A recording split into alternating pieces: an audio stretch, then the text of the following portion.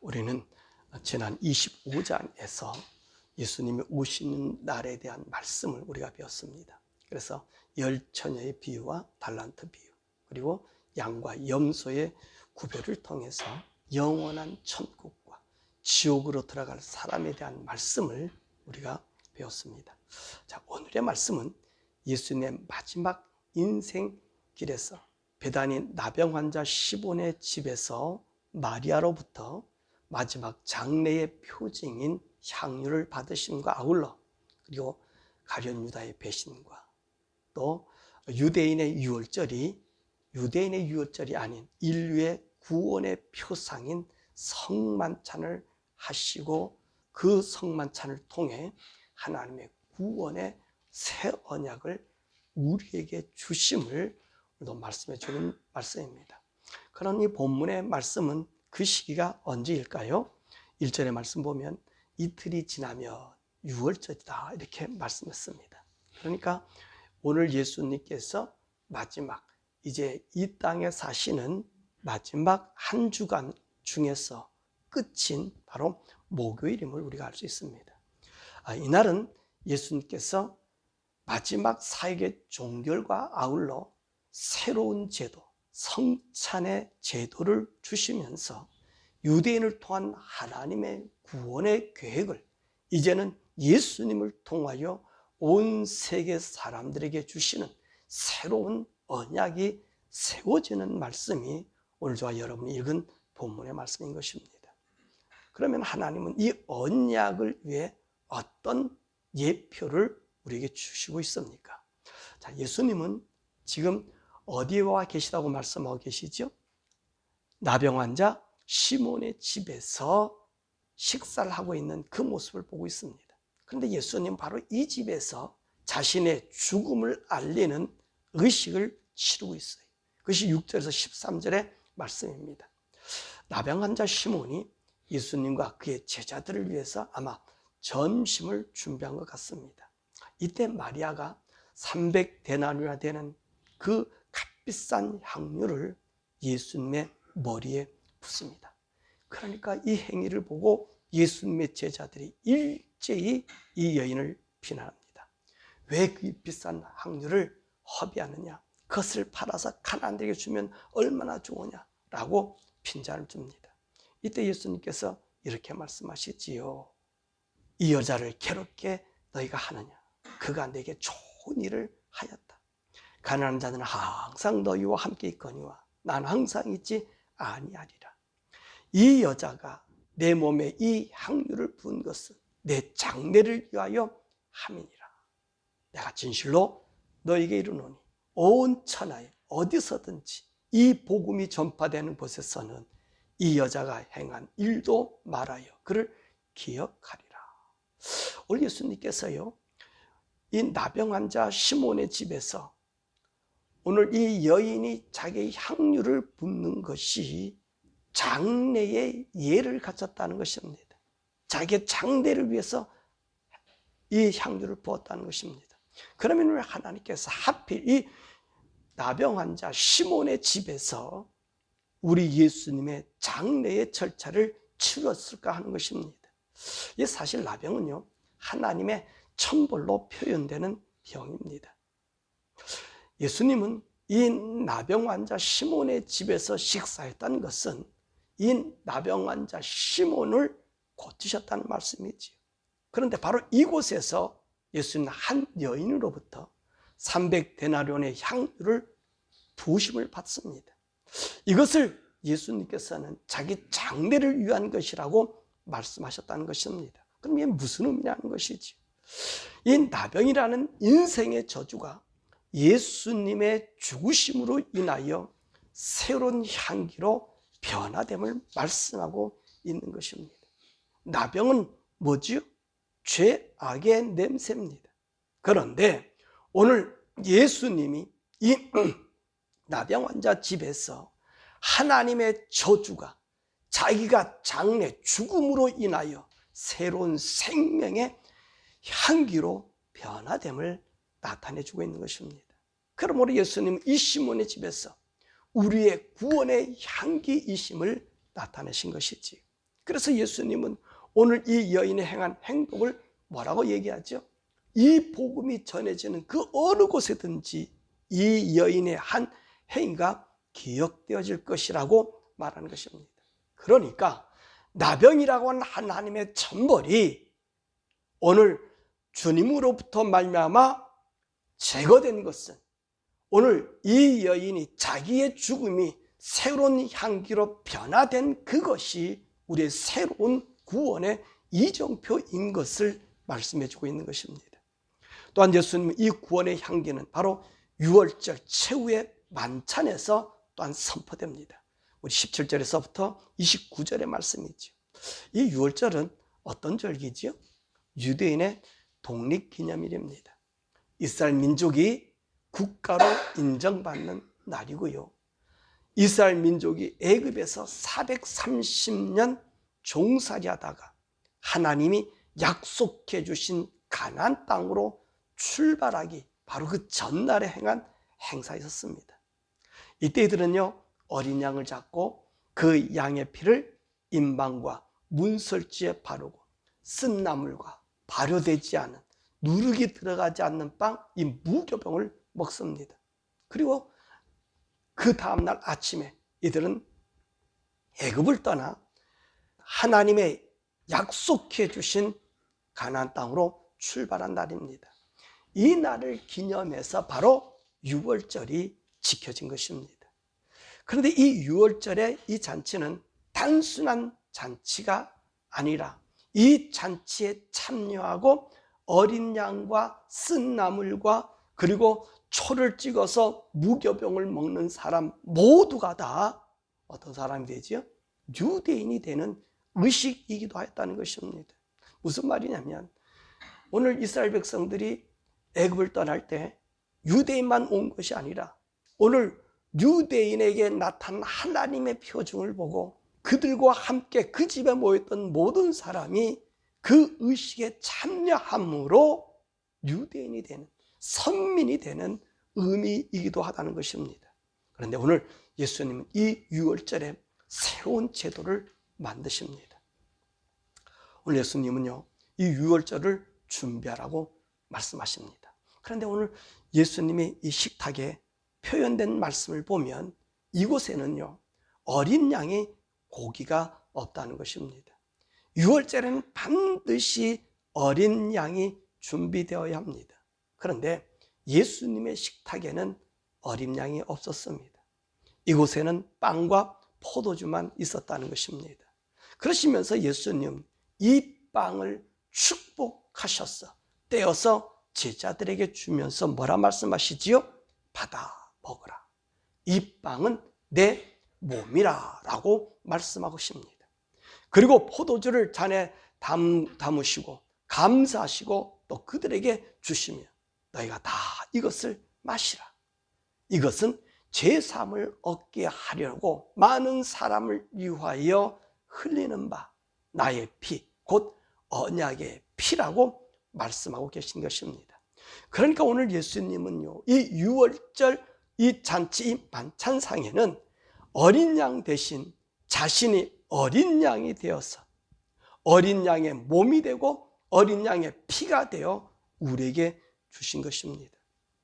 그러므로 이 유월절은 일반적인 양의 고기로 우리에게 먹으신 것이 아니라 그분의 살과 피를 우리에게 주시는 의식을 만들었다는 것입니다. 그러므로 예수님 이 유월절에 이 성만찬을 거행하시면서 짐승의 피와 살로 인간이 하나님의 선민이 되게 하는 것이 아니라 바로 예수님 자신, 즉 그분의 살과 피를 주심으로써 하나님의 선민, 하나님의 자녀가 되는 것을 선포한 것입니다. 그곳에 있는 제자들은 예수님의 살과 피를 먹지 않았지요. 그러죠? 직접적인 살과 피를 마시지 않았습니다. 그러나 예수님이 주시는, 예수님 명령하신 이것이 내 살과 피라고 이야기한 그것을 받아 먹음으로 이제는 새로운 이제 성만찬이 제정되었고 오늘 그분 안에서 우리가 예수님의 주시는 빵과 그 잔으로 말미암아 예수님의 흘린 피로 인해 새 생명을 받음을 이야기합니다. 그래서 그 아름다운 향기라고 하는 얘기는 바로 예수님께서 이 성만찬을 제정하면서 우리로 하여금 하나님을, 예수님을 믿는 모두에게는 그에게 예수의 살과 예수의 피가 들어온 새로운 생명의 언약을 우리에게 주셨다는 것입니다. 근데 우리 예수님께서는요, 이런 성만찬이 아름다운 향기, 우리에게 구원을 주기 위한 과정이 있었다는 것이지요. 바로 그것은 그들의 제자에 대한 배신을 당한 일이었습니다. 더욱이 가룟 유다에게 팔리는 일을 당해야 했습니다. 왜냐하면 이 가룟 유다는요, 왜 예수님을 팔 생각을 하였을까? 이 사건의 결정적 시기는 오늘도 우리 본문의 말씀에도 볼 수 있잖아요. 나병 환자 시몬의 집에서 있었던 사건 아닙니까? 이 시몬의 집에서 이 마리아가 300데나리온 되는 향유를 예수님 머리에 부을 때에 가장 먼저 분노한 사람이 누구냐? 이 가룟 유다였습니다. 이 가룟 유다의 불만을 발산되자 그와 함께한 다른 제자들도 동요하였지요. 왜 그 비싼 향유를 예수님 머리에 붓느냐는 것입니다. 그것을 팔아 가난한들에게 주라는 것이 마땅하다고 그들은 생각했습니다. 이때 예수님은요, 그들의 제자의 말을 듣지 않았지. 오히려 그 여인의 행동을 칭찬했습니다. 이때 가장 실망했던 사람이 누구였을까요? 바로 가룟 유다였을 것입니다. 아마 가룟 유다는 이 예수님의 윗선을 보게 되었을 것이지요. 그렇게 생각했을 것입니다. 근데 예수님께서 그 전에 뭐라 얘기하죠? 내가 죽는다 그러지 않아요. 팔려서 죽는다고 얘기하지 않아요. 내가 장래를 위해서 이 여인이 나에게 붙는 것이라고, 그 장래 의식이라고 얘기했잖아요. 그런데 오늘 유다는 어떻게 했습니까? 그의 분노에 쌓입니다. 그래서 대제사장에 가서 예수를 넘겨줄 것을 계약하고 그 값으로 은 30을 받아가지고 옵니다. 그런데 말입니다, 아주 묘한 것은 오늘 본문 3절과 5절의 말씀 보면 대제사장들과 백성의 장로들이요, 예수님을 죽이기 위해서 가야바의 관정에 모여서 모의를 했습니다. 그때 어떤 일을 모의를 합니까? 예수를 어떻게 죽일 것인가? 그런데 그들의 결론은 어떻게 결론났죠? 이 6월절에는 예수님을 죽이지 않기로 결의했습니다. 왜냐하면 사람들이요, 예수님을 선지자로 알았기 때문입니다. 그래서 예수님을 죽이게 되면 밀란이 날 것을 우려해서 그 계획을 포기했던 것입니다. 그런데 가룟 유다가 와서 예수님을 넘겨줄 것을 약속한 것입니다. 그래서 이 일이 실행하기로 결의가 된 것이지요. 자, 그래서 예수님은요, 오늘 예수님 본문의 말씀에도 친구라고 얘기했잖아요. 가룟 유다, 자기가 사랑하는 제자가 자기를 판 그 배신을 당하게 됩니다. 예수님은요, 이 가룟 유다의 배신만 당한 것 아닙니까? 예수님의 다른 제자들로부터 또한 예수님이 이 배신을 당하는 모습을 우리가 보게 됩니다. 자, 예수님이 제자들과 함께 겟세마네 동산으로 가지 않았습니까? 그래서 제자들을 감람산 한 부분에 있게 하고 자기의 가장 가까운 베드로와 그리고 요한과 야고보를 데리고 기도하러 갔었습니다. 그래, 예수님 뭐라? 내가 마음이 너무 고민하고 죽게 되었으니 정말로 나와 잠시 깨어있자라고 얘기했습니다. 그리고 예수님 어떻게 하셔요? 누가복음 말씀 보니까 땀이 땅에 떨어지는 핏방울이 되도록 처절하도록 기도하셨습니다. 그런데 이들은요, 그 예수님 보면서 어떤 일을 행하죠? 와서 잠을 자고 있더라는 겁니다. 예수님 깨우시잖아요. 자, 그럼 나와 함께 정말로 잠시라도 깨어있자.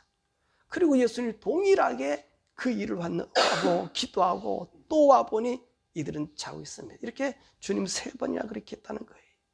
자, 그래도 예수님은 너희들이 피곤하구나 라고 그를 이해했습니다. 근데 덕이 보세요.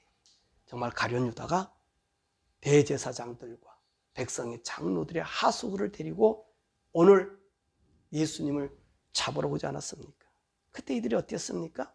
처음에는 대항하는 것처럼 보이지만 다 도망가 버리죠. 베드로는 뭐라 얘기합니까?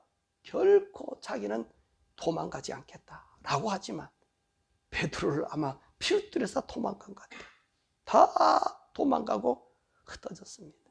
바로 예수님은요, 버림을 당했다는 거예요. 자기의 가장 가까운, 자기가 신뢰하는 그 제자들에게 버림을 당합니다. 또한 예수님은요, 우리에게 새로운 언약의 향기가 되기 위해서 구약의 모든 제도로부터 버림을 당합니다. 바로 그 말씀은 57절에서 68절의 말씀입니다. 예수를 잡아간 자들이 예수님을 어디로 인도했다고 합니까? 바로 이 대제사장 가바야의 뜰로 잡아갔습니다. 그리고 이곳에서 아주 중요한 신문을 당합니다. 많은 사람들이 이 모양 저 모양으로 예수님을 죽일 제목으로 고소했습니다. 그러나 그들이 일치하지 않았다는 거예요. 그때 대제사장이 예수님께 묻습니다. 63절에서 66절의 말씀 보니까 내가 하나님 아들 그리스도인지 이 하나님 앞에서 한번 맹세하고 얘기해보라. 그러니까 예수님 뭐라 그래? 내가 바로 그라고 얘기하잖아요. 그러니까 대제사장이 뭐라 얘기합니까? 자기 옷을 찢으면서 신성모독한 말을 했다. 그러니까 오늘 이 신성모독한 자는 어떻게 해야 되느냐 했더니 뭐라 말씀하셔요? 사람들이 그를 사형에 해당한다. 그러면서 사형 언도를 내렸다는 것입니다. 예수님은요, 대제사장으로부터 사형당해야 된다라고 하는 언도를 받습니다. 이 대제사장은 어떤 사람이죠? 구약의 대표자예요. 구약의 속죄와 같은 죄사함의 권세를 가진 자입니다. 이 대제사장은 구약의 율법의 모든 것이라고 해도 과언이 아닙니다. 이런 이 대제사장이 예수님을 정죄한 것입니다. 이 대제사장이 예수님을 정죄한 것은 구약의 법의 정죄요, 구약의 모든 것을 이임시켜버리는 의식과도 같다는 것입니다. 이 대제사장은요, 백성의 죄를 용서할 때 어떤 일을 행하죠? 양에다가 자기 손을 얹어 안수함으로 백성의 죄를 속죄함과 아울러 구약에서 정한 하나님의 죄 속죄 방법을 성취시킨다는 것입니다. 그런데 보세요. 오늘 대제사장이 예수님에 대하여 죄를 정한 것은요, 이제까지 대제사장이요, 사람에게 인신제사를 한 적이 없습니다. 그런데 오늘 예수님을 향해서는 죄로 정하여 사형 선고를 내린 것입니다. 사형 선고를 내린 거예요.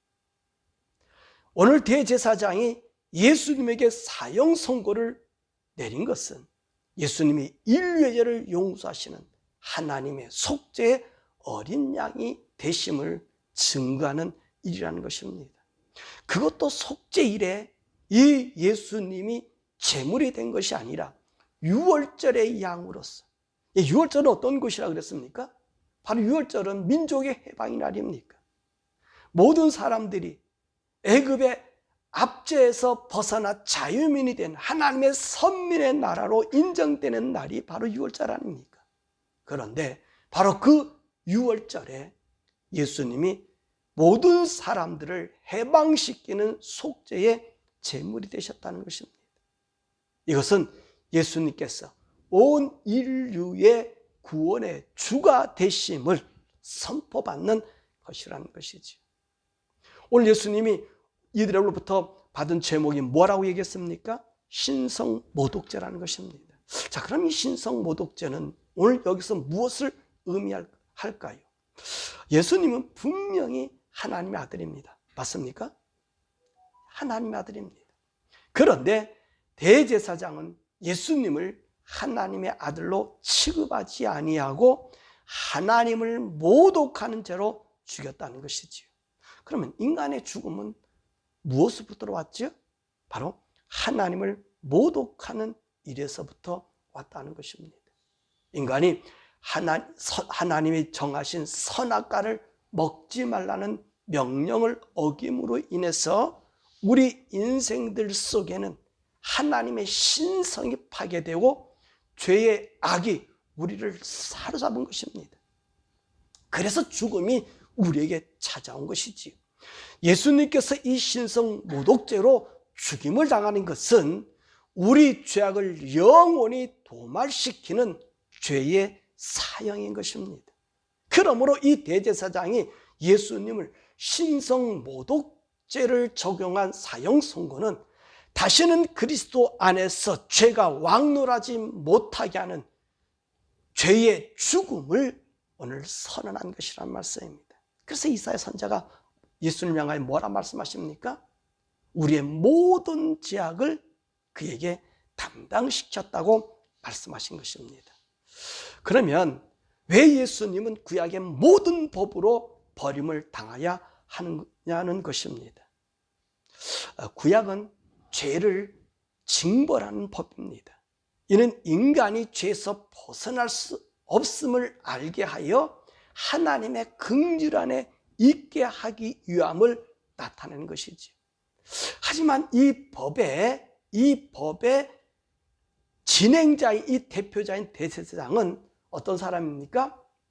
이 죄를 없애기 위해서는 불완전한 짐승으로 인간의 죄를 청하여, 하지만 예수님은 하나님의 아들로서 우리의 죄를 짊어지심으로 죄를 소멸하는 능력의 하나님이라는 사실입니다. 그분이 우리의 인생들의 죄를 위해 짐승과 같이 죽으심으로 인생의 모든 죄를 도말시키는 거예요. 그러므로 예수님은 이렇게 인생들이나 구약의 법으로 버림을 당하시는 것입니다. 그래서 예수님으로부터 말미암아 이제는 구약도 우리를 정죄할 수 없고 어떤 인생도 우리를 정죄할 수 없는 하나님의 구원의 온전한 새로운 언약을 이루시는 것이란 말씀입니다.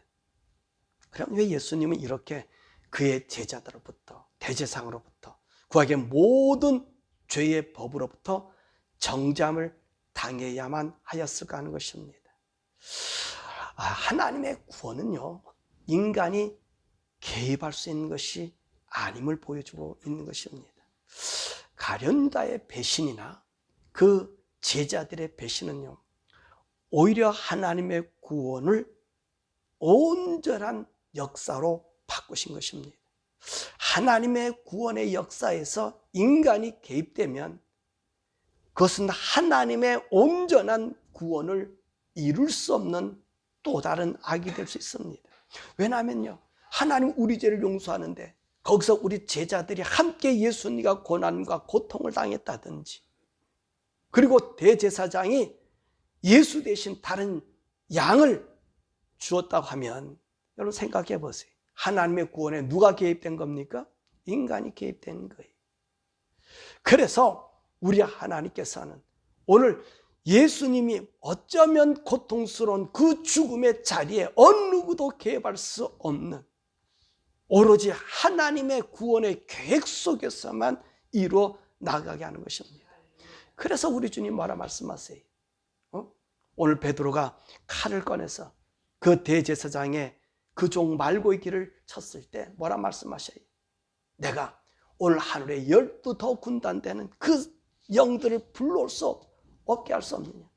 그러나 그렇게 된다고 하면 하나님 말씀하시 이를 어떻게 이루겠느냐? 1절에서도 말씀하시고 오늘도 이 베드로에게도 그 말씀하고 있는 것 아닙니까? 왜냐하면 하나님의 구원은요, 어느 누구도 간섭할 수 있는 것 같아요. 오직 그분의 구원의 계획 속에서만 이루어짐을 우리에게 이야기해 주고 있습니다. 그래서 우리 예수님께서는요, 온전히 철저하게 인간으로부터 외면과 팔림과 능멸함을 받고 그곳에서 하나님의 구원의 온전함을 우리에게 나타내 주시는 거예요. 그래서 우리 예수님께서 어떻게 보면 억울하고 외롭고 정말 처참한 죽음으로 당한 것을 볼 수 있습니다. 왜 그렇다고요? 이것은 새 언약, 우리에게 주고자 하는 새 언약의 여자인 것입니다. 오늘 말씀을 맺으면 우리 예수님께서 오늘 이 십자가의 죽음으로 걸어가시는 길은 우리에게 새 언약의 표징과 새 언약의 기준점을 주는 생명의 구원의 길이라는 것입니다. 그러므로 예수 외에는 어느 누구도 우리에게 구원의 주가 될 수 없음을 보여주시는 말씀인 것입니다. 26장의 말씀이 바로 우리를 그걸 얘기하시는 거예요. 인간들의 동정이 아닌 하나님의 구원의 계획, 그분의 능력, 그분의 섭리 가운데 우리를 예수를 통해서, 예수를 믿는 믿음을 통해서 하나님의 자녀가 되는 영생의 길, 인간은 죽일 수가 없으나 하나님 자신이 죽음으로 죄라고 하는 인간의 죄의 속성을 예수의 피로, 예수의 생명으로 바꾸는 거예요. 그래서 예수님이 죽으셨다가 부활하시면 바로 우리의 죄를 정케하고 우리를 새로운 생명의 하나님의 아들을 만드는 만듦의 초석이라는 것입니다. 그래서 26장의 말씀은 예수님으로 보서는 정말 고통스러운 일이나 우리 인생으로 하여금은 하나님의 큰 영광의 보좌로 나가는 생명의 달인 것을 말씀해 주고 계신 것입니다. 그 은혜가 오늘 저와 여러분에게 있는 것. 그래서 예수를 믿는 자들에게는 하나님의 자녀가 되는 권세를 주신다는 말씀이 바로 여기에 담겨 있는 거지. 우리의 모든 고난, 우리의 모든 질병, 우리의 죄, 악을 예수님께 짊어지게 하심으로 우리는 죄에서, 사단의 정죄에서, 죽음에서 벗어나 영원한 생명의 부활을 우리에게 주신 것입니다. 이 구원의 자리, 저와 여러분이 함께 있음을 찬양하고 날마다 예수 이름 앞으로 나가고 예수와 함께 동행하고 성령님이 인도하시는 대로 우리의 발걸음이 옮겨져서 내가 그분의 하나님의 자녀인 것을 날마다 고백하고 사는 저와 여러분 되기를, 그래서 새 언약의 속에 거한 우리 모두가 되기를 주님의 이름으로 간절히 축원합니다.